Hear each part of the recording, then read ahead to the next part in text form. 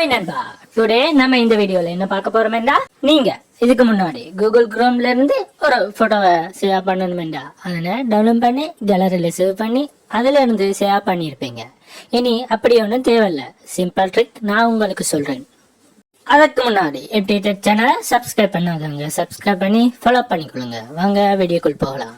Hi guys, welcome back to MT Tech channel. Use your headphones for better experience.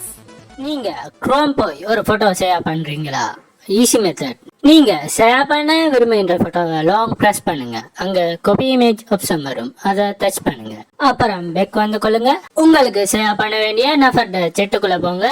அங்க placed option வரும், அதை கொடுத்து கொள்ளுங்க. இவ்வளவுதான், ஈஸியா சேவ் பண்ணிக்கொள்ளலாம். உங்களுக்கு இந்த வீடியோ பிடிச்சிருந்தா லைக் பண்ணுங்க, கமெண்ட் பண்ணுங்க, ஷேர் பண்ணுங்க. அடுத்த வீடியோல சந்திப்போம். Thank you for watching. Subscribe our channel. Have a nice day.